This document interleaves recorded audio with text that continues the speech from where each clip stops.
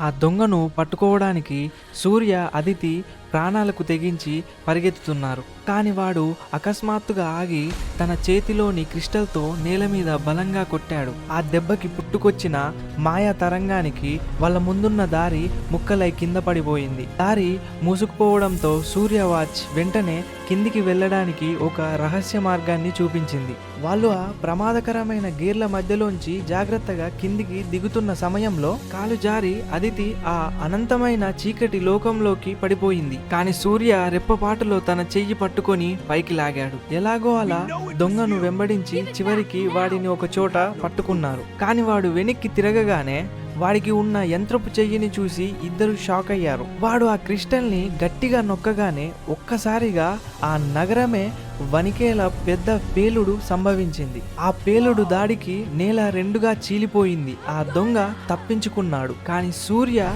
అదితి నిలబడ్డ భాగం విరిగిపోయి వాళ్ళు ఆ అంతుచిక్కని చీకటి లోకంలోకి పడిపోయారు. అసలు వాళ్ళకి ఏమైందో నెక్స్ట్ వీడియోలో చూద్దాం.